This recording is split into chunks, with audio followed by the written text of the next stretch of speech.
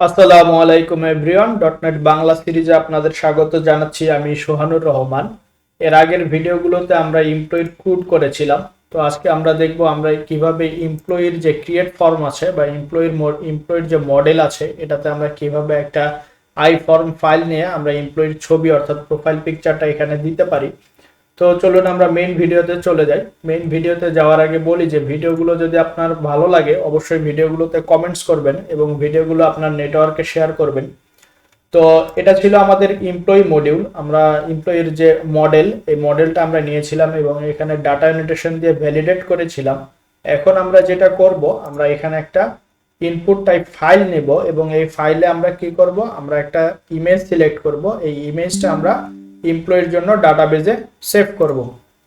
তো আমাদের প্রথমে যেটা করতে হবে, আমাদের মডেলে একটা প্রপার্টি নিতে হবে। আমরা নিলাম হচ্ছে স্ট্রিং। আমরা এখানে কি করব, আমাদের যে অ্যাপ্লিকেশন আছে, আমাদের এই অ্যাপ্লিকেশনের ভিতরে www root যে ফোল্ডারটা আছে, www root, এটার ভিতরে আমরা একটা আপলোড ফোল্ডারের মধ্যে এমপ্লয়ির ইমেজগুলো সেভ করব।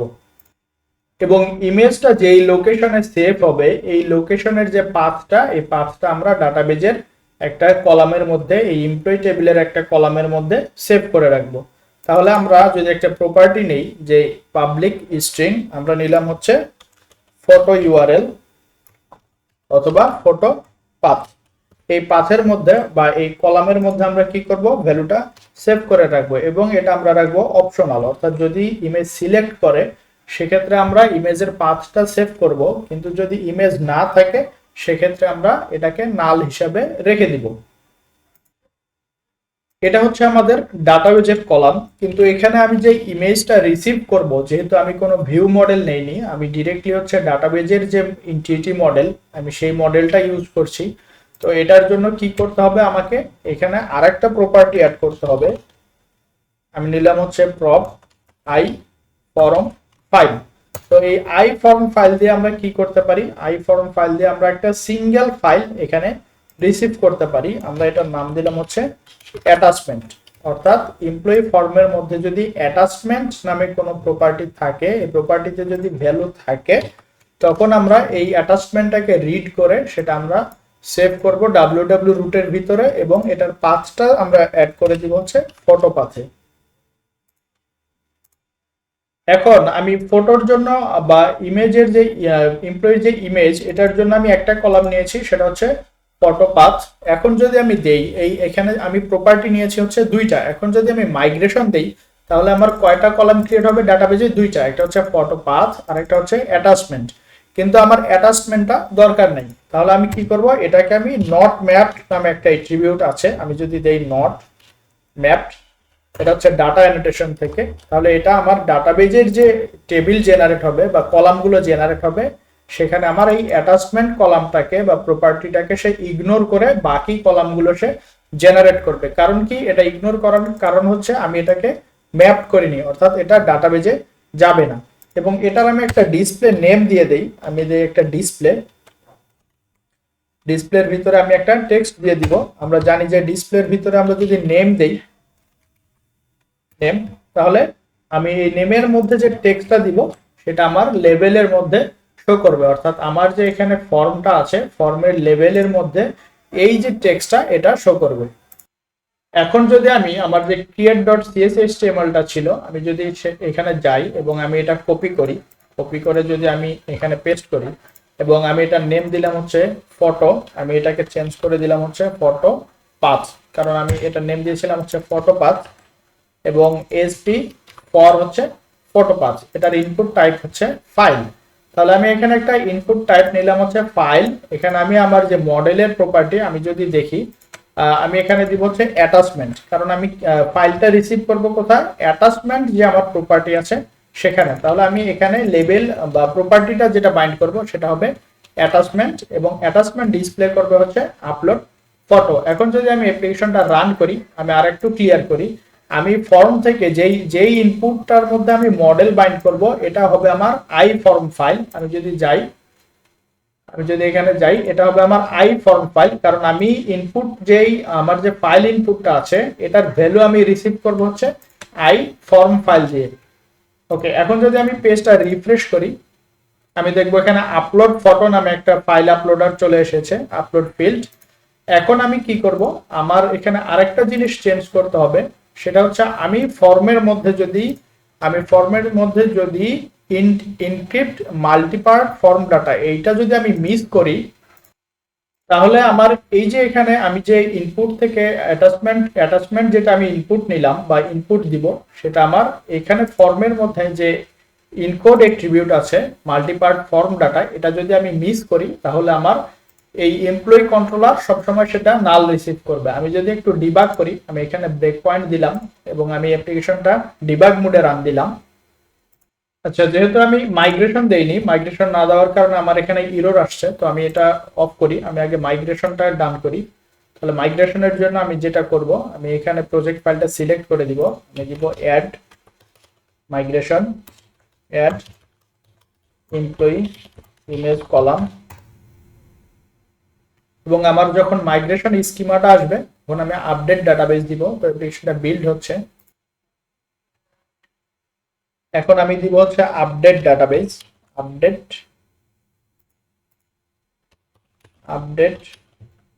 ডাটাবেস। আপডেট ডাটাবেস দিলে কি হবে, আমি যদি এখন ডাটাবেসে যাই, আমি যদি সিলেক্ট কোয়েরি করি, তাহলে দেখবো ফটো পাথ একটা নাল কলাম অ্যাড করেছে। কারণ আমি এখানে নাল কিভাবে দিয়েছি, আমি কলামের আমার যে মডেল ছিল, আমি এখানে নালের যে নাল অ্যালাউয়ের যে সিনট্যাক্স সেটা দিয়ে দিয়েছি। অর্থাৎ এই কোশ্চেন মার্ক দিলে আমার এই কলামটা নাল ভ্যালু অ্যালাউ করবে। এখন যদি আমি ডিবাগ মোডে রান করি এবং আমি যদি এমপ্লয়ির যে ফর্ম সেখানে গিয়ে আমি যদি ইমেজ দিয়ে সাবমিট করি, তাহলে আমি এইখানে ডিবাগ করবো হচ্ছে ক্রিয়েটেড যে অ্যাকশন রেজাল্ট, এটা আমি ডিবাগ করব। তো আমি যদি এখন যাই, এমপ্লয়িতে গেলাম, আমি এখানে অ্যাড নিউ এমপ্লয়িতে গেলাম এবং আমি যদি দেই, এখানে এমপ্লয়ির নাম দিলাম হচ্ছে জন ডই, ইমেল দিলাম john@gmail.com, ডিপার্টমেন্ট দিলাম ক্রিকেটার, এজ দিলাম, স্যালারি দিলাম এবং আমি একটা ইমেজ এখান থেকে সিলেক্ট করে দিলাম। এখন যদি আমি ক্রিয়েটে ক্লিক করি, আমি দেখবো যে আমার মডেলে চলে এসেছে এবং আমি যদি এখানে মাউস নিয়ে যাই বা মডেলের ভ্যালুগুলো আমি দেখি, তাহলে আমি দেখবো এজ অ্যাটাচমেন্ট এসেছে নাল, কিন্তু আমার অ্যাটাচমেন্টে আমি এখান থেকে ভ্যালু সিলেক্ট করে দিয়েছি। আমি এখান থেকে ভ্যালু সিলেক্ট করে দিয়েছি, কিন্তু আমি মডেলে পাচ্ছি নাল। এর কারণ কি, এটা খুবই গুরুত্বপূর্ণ জিনিস। আমরা অনেকেই ফর্ম দিয়ে আমরা ফর্মের মধ্যে ফাইল আপলোড করতে গিয়ে যেটা করি, সেটা হচ্ছে যে এই ইনকোড টাইপ যেটা মাল্টিপল ফর্ম ডাটা, এটা আমরা মিস করি। তো সেক্ষেত্রে আমরা যদি এই মাল্টিপল ফর্ম ডাটা এই অ্যাট্রিবিউটটা ফর্মের মধ্যে না দেই, তাহলে আমরা কখনোই এই ফর্ম থেকে অ্যাটাচমেন্টের ভ্যালু অর্থাৎ ফাইলের ভ্যালু আমরা রিসিভ করতে পারবো না। এখন যদি আমরা আবার অ্যাপ্লিকেশনটা রান করি,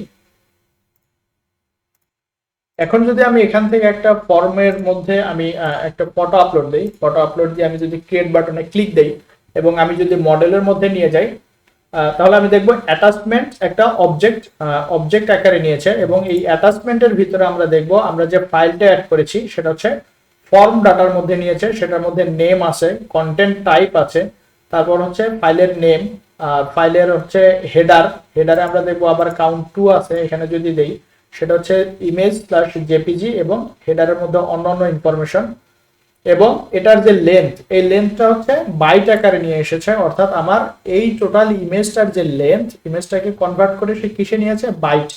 তো এই বাইট সাইজটাই আমার ডিপেন্ড করবে হচ্ছে এই ইমেজের মধ্যে কি কি ডাটা বা কি কি ইনফরমেশন আছে। তো এই জিনিসটা নাল আসবে যদি আমরা কি করি, এই encode type multipart slash form data এটা যদি আমরা মিস করি, তাহলে আমরা কখনোই এই মডেলের মধ্যে ফাইল রিসিভ করতে পারবো না। ওকে, এখন আমরা দেখি, আমরা যেহেতু ফাইলটা পেয়ে গেছি, আমরা জানি যে ফাইলটা আমাদের কিসের মধ্যে আছে, মডেল ডট অ্যাটাচমেন্ট এটার মধ্যে ফাইল আছে। তো আমাদের যখন ভ্যালিডেশন শেষ, মডেল স্টেট ভ্যালিডেশন শেষ, ইমেল এক্সিস্ট শেষ, সবকিছু শেষ, তখন আমরা কি করব, আমরা মডেলের এখানে একটা কন্ডিশন দিব, ইফ আমরা দেখব যে মডেল ডট অ্যাটাচমেন্ট এটা আমাদের কি ইজ নট নাল।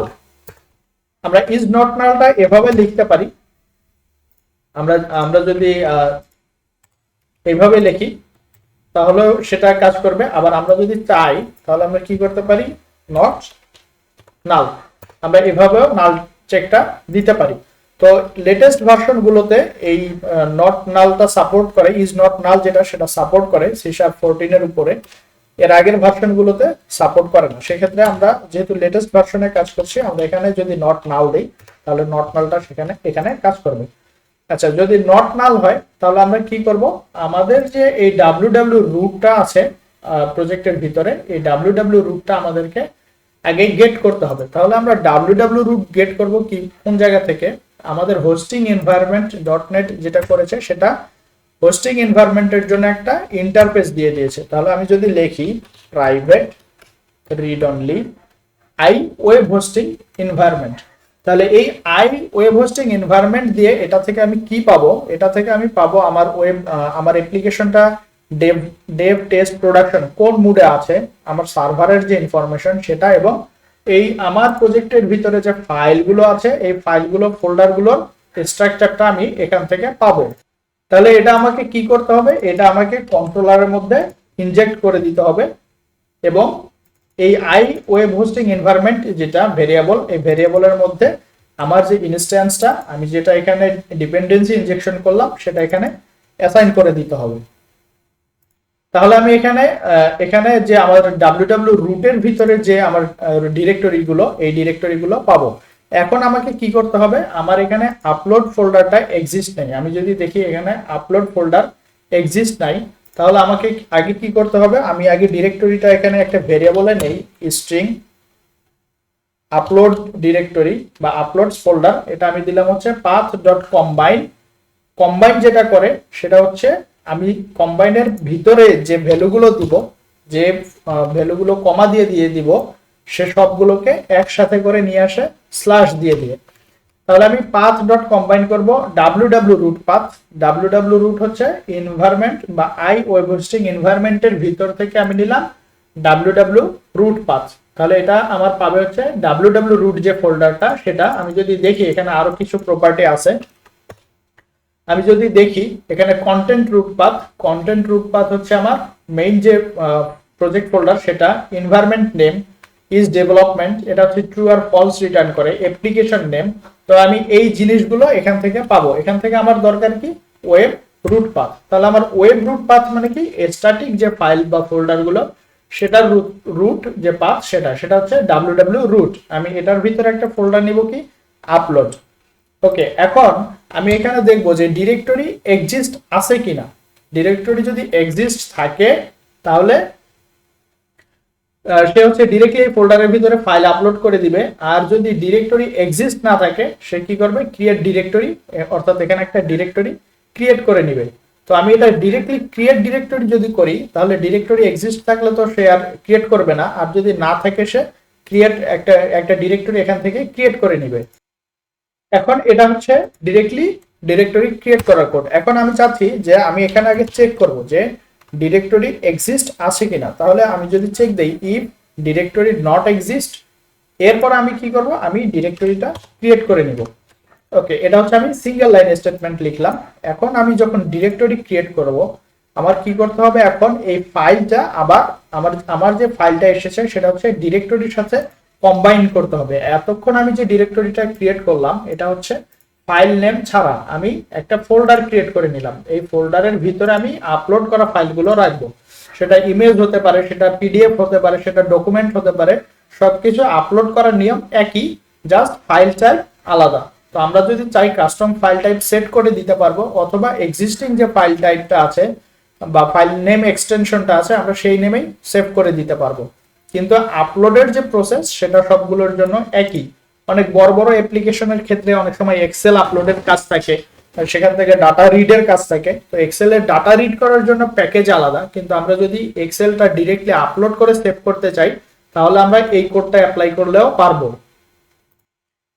এখন আমরা কি করব, আমরা ফোল্ডার ক্রিয়েট করলাম। ফোল্ডার ক্রিয়েট করার পর আমরা এই ফাইল নেম সহ এবং আমাদের যে আপলোড ডিরেক্টরি এটা সহ আমরা ফাইনাল একটা ফাইল পাথ জেনারেট করব। তাহলে আমাদের ফাইল পাথটা কি হবে, path.combine আপলোড ফোল্ডার, অর্থাৎ আমরা নতুন যে ফোল্ডারটা ক্রিয়েট করলাম এই ফোল্ডার এবং আমাদের অ্যাটাচমেন্টের যে ফাইল নেম সেই ফাইল নেমটা। এবং ফাইনালি আমরা কি করব, আমরা ইউজিং ফাইল স্ট্রিম কি, ফাইল স্ট্রিম হচ্ছে আমার যে এখানে কন্টেন্টের লেন্থ আছে। আমরা এর আগে ডিবাগ করার সময় দেখলাম যে মডেলের মধ্যে অ্যাটাচমেন্টে আমরা একটা কন্টেন্ট লেন্থ বা বাইট অ্যারে পেয়েছিলাম। ফাইল স্ট্রিম কি করে? ফাইল স্ট্রিম হচ্ছে এই বাইটটাকে এখানে রিড করবে, আমার যে অ্যাটাচমেন্টের কন্টেন্ট সেটাকে সে এখানে স্ট্রিম আকারে নিবে। নেয়ার পর সে কি করবে, এটাকে একটা ভেরিয়েবলে নিল, নেয়ার পর আমার অ্যাটাচমেন্টের যে কন্টেন্ট সেটাকে সে কপি টু অ্যাসিং করছে হচ্ছে ফাইল স্ট্রিম ভেরিয়েবলে। অর্থাৎ সে এখানে একটা অবজেক্ট ক্রিয়েট করেছে ফাইল স্ট্রিমের, যেটা কি করবে, এই যে ফাইল পাথটা আছে এই ফাইল পাথে সে কি করবে, একটা ফাইল ক্রিয়েট করবে। আমার এই ফাইল এখানে আমি ফাইল নেম সহ দিয়েছি, তাহলে এই ফাইল পাথে কি করবে, সে একটা স্ট্রিম ক্রিয়েট করবে, ফাইলের স্ট্রিম, যেটা এখন এখানে হচ্ছে এমটি স্ট্রিং। এবং ফাইনালি কি করছে, এখানে যখন এই লাইনে আসলো সেই অ্যাটাচমেন্টের যে কন্টেন্ট লেন্থ সেটা আমার এই যে ফাইলটা সে ক্রিয়েট করলো আমার আপলোড ডিরেক্টরির ভিতরে যে ফাইলটা ক্রিয়েট করেছে, সে এই অ্যাটাচমেন্টের স্ট্রিমটাকে বা কন্টেন্ট লেন্থটাকে সে এই ফাইল স্ট্রিম ইউজ করে সে এখানে কপি করে দিয়েছে। এখন যদি আমি দেই, এখন আমি কি করব, আমার যে ইউনিক ফাইল নেম, আমি যদি এখানে যাই, আমি এখানে একটা ফাইল নেম নিয়েছি ফাইল পাথের ভিতরে। তো আমি কি করব, এখন মডেল ডট ফটোপাথ, এখানে আমি কি দিব, আপলোড স্ল্যাশ আমার যে ফাইল নেম সেটা, কারণ আমি কোন ডিরেক্টরিতে সেটা আপলোড করছি, আপলোড স্ল্যাশ ফটোপাথে। এখন এখানে কি হচ্ছে, যদি ফাইল থাকে তাহলে সেই ফাইলটা আপলোড করে দিয়ে ওই ফাইলের যে পাথটা এটা আমি মডেলের প্রপার্টির মধ্যে অ্যাসাইন করে দিলাম। আমি যে ফটো পাথ প্রপার্টিটা নিয়েছি সেটার মধ্যে আমি আপলোড ফাইলের যে লোকেশন সেটা অ্যাসাইন করে দিলাম। এখন যদি আমি এখানে ফাইল সিলেক্ট না করি, আমি যদি ফাইল সিলেক্ট না করে সাবমিট দেই, তাহলে আমার এখানে অ্যাটাচমেন্ট নাল আসবে, কারণ আমার ফাইল নাই। যদি নাল আসে তাহলে আমার এই ফটো পাথে ভ্যালু অ্যাসাইন হবে না এবং সেটা অবশ্যই নাল থাকবে। এখন যদি আমি অ্যাপ্লিকেশনটা রান করি এবং আমি যদি একটা ফাইল সিলেক্ট করি, আমি যদি ক্রিয়েট এমপ্লয়ি পেজে যাই, এখান থেকে আমি গেলাম ক্রিয়েট এমপ্লয়ি পেজে, আমি এমপ্লয়ি নেম দিলাম হচ্ছে জন, ইমেল দিলাম জন, ডিপার্টমেন্ট দিলাম ক্রিকেটার, এজ দিলাম 34, স্যালারি দিলাম, এবং আমি কি করব, একটা ইমেজ সিলেক্ট করে দিব। ওকে, আমি একটা ইমেজ সিলেক্ট করে দিলাম এবং আমি এখান থেকে ক্রিয়েটে ক্লিক করলাম। এখন যদি আমি লাইন বাই লাইন ডিবাগ করি, যারা নতুন, ডিবাগিংটা তাদের ক্ষেত্রে খুবই ইম্পর্টেন্ট, বা যারা এক্সপার্ট লেভেলে আছেন তাদের জন্য ডিবাগিংটা খুবই ইম্পর্টেন্ট। অর্থাৎ যে যত ভালো ডিবাগ করতে পারবে অ্যাপ্লিকেশন, সে তত ভালো ইরর বের করতে পারবে এবং নিজের যে প্রবলেমগুলো, কোথা থেকে ইরর আসছে বা কি কারণে কোনো কাজ হচ্ছে না, সেটা নিজেই আইডেন্টিফাই করতে পারবে। আমি দেখলাম এখানে যে আপলোড ফোল্ডার, সেটা হচ্ছে আমার যে রুট ডিরেক্টরি www রুট, তার ভিতরে আপলোড। তো আপলোডের ভিতরে আমার www রুটের ভিতরে আপলোড ফোল্ডার নেই, তাহলে এখানে আমার যে নট এক্সিস্ট এই কন্ডিশনটাতে যাচ্ছে। যাওয়ার পরে সে কি করছে, ক্রিয়েট ডিরেক্টরি, অর্থাৎ একটা ডিরেক্টরি ক্রিয়েট করেছে। এখন যদি আমি যাই www রুটের ভিতরে, আমি আপলোড যে ফোল্ডার সেটা দেখতে পারবো। এরপরে কি করলাম, আমি ফাইল পাথ কি করলো, সে আপলোডের ভিতরে ইউজার 3.jpg আমি যে ফাইলটা আপলোড করেছি সেটা সে ক্রিয়েট করবে এখন। তো সে একটা নতুন ফাইল এখানে ফাইল স্ট্রিম ক্রিয়েট করলো সেম ফাইল পাথে, যেটা ফাইল পাথে আমি দিলাম।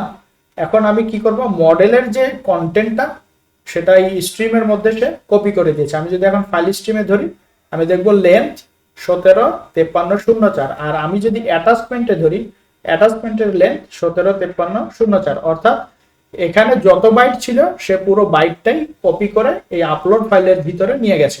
তারপরে কি করলাম, আমি কি করলাম, আমি যে ফাইলটা আপলোড করলাম এটা আমার পাথটা আমি এখানে দিয়ে দিলাম, এবং আমি ফাইনালি এসে কি করব, এটা সেভ করে রিডাইরেক্ট করে বের হয়ে যাব।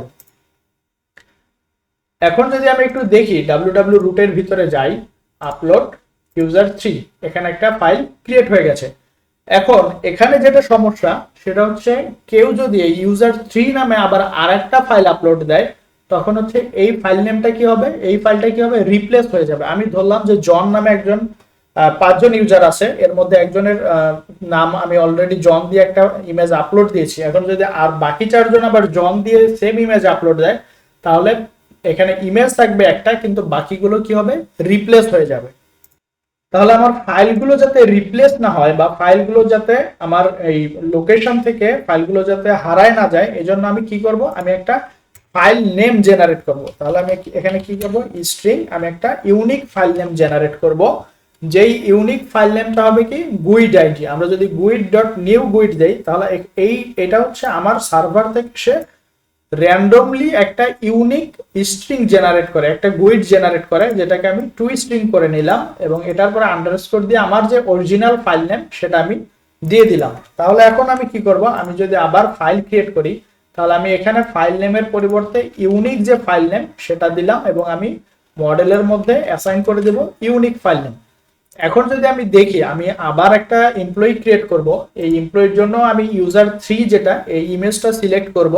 সিলেক্ট করলে কি হবে, আমার এই যে ইউজার 3 যে ইমেজটা আছে সেটা রিপ্লেস হবে না বা সেটা চেঞ্জ হয়ে নতুন ইমেজটা রিপ্লেস কপি ওভাররাইট করবে না। আমরা যেটাকে বলি ওভাররাইট করা, সেই ওভাররাইটটা করবে না। ওভাররাইট না করে সে একটা নিউ নেমে ইমেজ ক্রিয়েট করবে। তাহলে যদি এখন আমি আবার এমপ্লয়িতে যাই, এমপ্লয়িতে গিয়ে আমি যদি একটা নতুন এমপ্লয়ি ক্রিয়েট করি, আবার আমি একটা নতুন এমপ্লয়ি ক্রিয়েট করলাম, আমি দিলাম হচ্ছে তামিম ইকবাল এবং আমি ইমেল দিলাম তামিম, ডিপার্টমেন্ট দিলাম ক্রিকেটার, এজ দিলাম 34, স্যালারি দিলাম এবং আমি আবার সিলেক্ট করব ইউজার 3। এখন যদি আমি আবার ইউজার 3 সিলেক্ট করে ক্রিয়েট ক্লিক করি তাহলে আমি এখানে দেখব, আমি যদি যাই এবার কিন্তু আমার ক্রিয়েট ডিরেক্টরিতে যায়নি, কারণ হচ্ছে কি আমার ডিরেক্টরি অলরেডি এক্সিস্ট।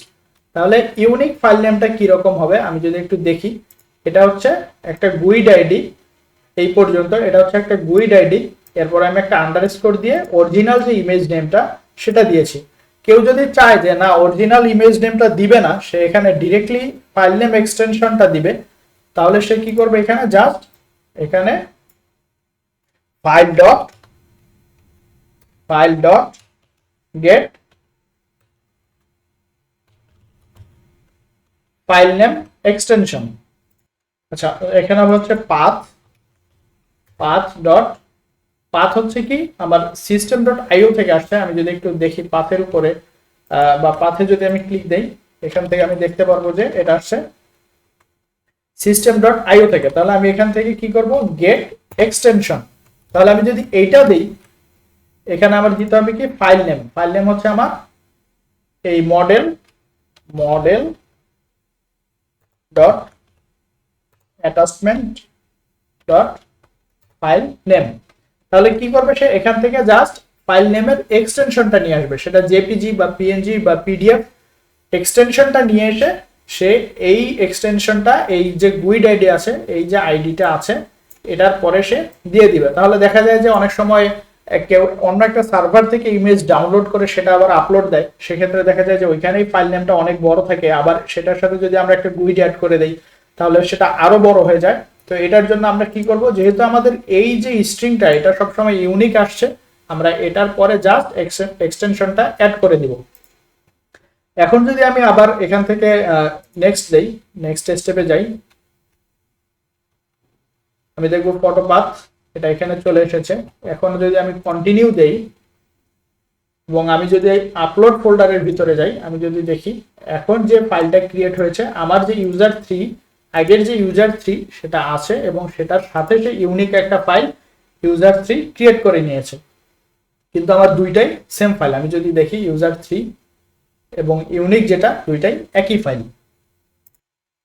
এখন আমি কি করব, আমি আমার যে এডিট পেজটা আছে, আমি যদি এডিটে যাই, এডিটে গিয়ে আমার প্রথমে কি করতে হবে, এখানে আমার ইনপুট টাইপটা অ্যাড করে দিতে হবে মাল্টিপার্ট ফর্ম ডাটা, কারণ যেহেতু আমি এখান থেকেও ইমেজ আপলোড করব এবং আমার ক্রিয়েটের মধ্যে আমি যে ফর্মটা অ্যাটাচমেন্ট যেটা নিয়েছিলাম এটা আমি কপি করে এডিটের মধ্যে দিয়ে দিলাম। এখন আমি চাচ্ছি আমার এক্সিস্টিং যেটা আছে, এক্সিস্টিং যে আমার ইমেজটা আছে বা ফটোটা আছে সেটা আমি এখানে দেখাবো। তাহলে আমরা জানি যে আমরা ইমেজ ডিসপ্লে করার জন্য কি নেই, ইমেজ ট্যাগ নেই, এবং এখান থেকে আমরা কি করি, এসআরসি করি। এসআরসির মধ্যে আমরা এই ইমেজের যে লোকেশন সেটা দিয়ে দিই। তাহলে এখানে আমরা দিয়ে দিব হচ্ছে ইমেজের স্ল্যাশ, আমরা এই পর্যন্ত দিলাম। এটা দিয়ে কি হবে, সে আমার যে বেজ ইউআরএল, আমার যে বেজ ইউআরএল আমি যদি যাই, এখানে বেজ ইউআরএল হচ্ছে আমার 7082 local host https local host 7082। তাহলে এই সিগনেচারটা দিয়ে সে হচ্ছে বেজ ইউআরএল এ যায়। এরপরে আমি কি করব, আমার যে আপলোড পাথটা আছে সেটা হচ্ছে মডেল ডট এমপ্লয়ির যে ফটো পাথ আমি সেটা দিয়ে দিব। এরপর আমি কি করতে পারি, আমি এখানে কাস্টম সিএসএস লিখতে পারি অথবা আমি কোনো ক্লাস দিয়ে দিতে পারি। আমি উইডথ দিলাম হচ্ছে 120 পিক্সেল এবং আমি ক্লাস দিলাম হচ্ছে ইমেজ থাম্বনেইল। এটা হচ্ছে একটা বুটস্ট্র্যাপের ক্লাস। ওকে, এখন যদি আমি এডিট পেজে যাই, যদি এডিট পেজে যাই, আমি আবার রান দিলাম অ্যাপ্লিকেশনটা। আমি যদি একটু ডাটাবেজে গিয়ে কুইরি করি, আমি ডাটাবেজে যাই, ডাটাবেজে গিয়ে যদি কুইরি করি দেখবো যে আমরা তামিম ইকবাল যে এমপ্লয়ি আছে এটার জন্য আমরা ইমেজ আপলোড করেছি। তো এখন যদি আমি আবার এখানে যাই, এমপ্লয়িতে যাই এবং এখান থেকে তামিমের এডিটে যাই,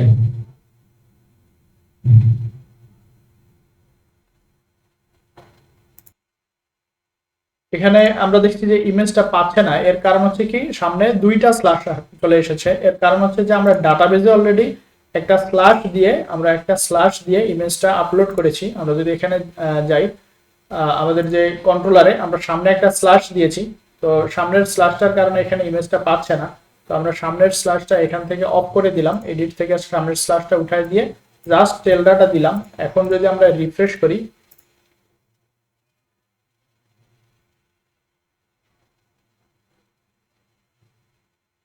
আমরা যদি এখন রিফ্রেশ করি তাহলেও দেখছি যে আমরা এখানে স্ল্যাশটা চলে এসেছে কিন্তু ইমেজটা আসছে না। এটা হচ্ছে আমাদের যে ডটনেটের ইউআরএল কন্টেন্ট যেটা জেনারেট করে সেখান থেকে ইস্যু হচ্ছে। এটা যেটা করছে সেটা হচ্ছে এমপ্লয়ির ভিতরে এডিট, তারপরে সে অর্থাৎ আমার যে অ্যাকশন এর পরের ইউআরএলটা সে অ্যাড করে দিচ্ছে।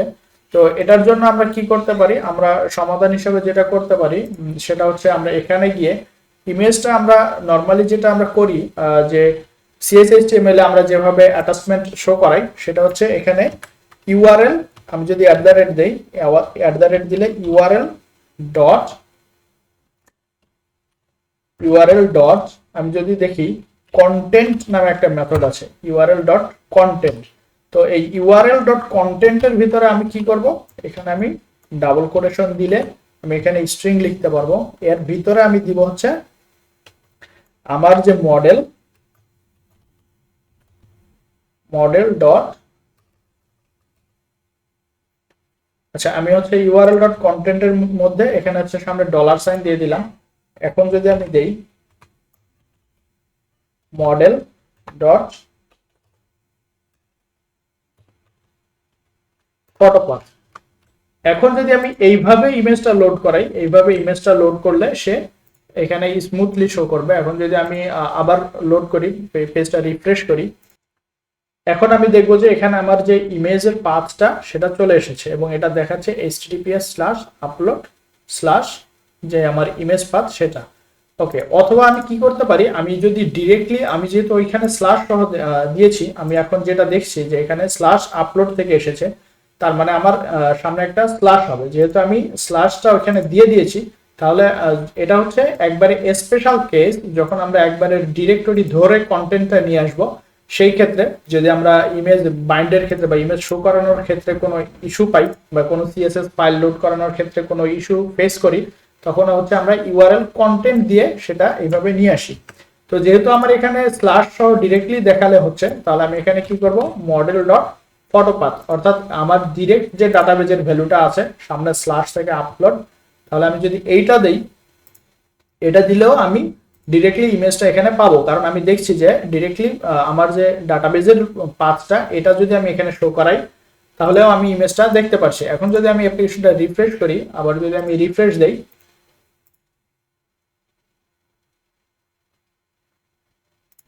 তাহলে আমি দেখবো যে আমার ইমেজটা শো করছে। তাহলে এই ক্ষেত্রে আমি যদি সামনে স্ল্যাশ দেই, আমি যদি সামনে স্ল্যাশ দিয়ে ইমেজটা আপলোড করি, তাহলে আমি এখানে ডিরেক্টলি ইমেজটা শো করাতে পারবো। অর্থাৎ মডেলের যে প্রপার্টিটা আমার, আমি ডিরেক্টলি এটা এখানে বাইন্ড করে দিতে পারবো।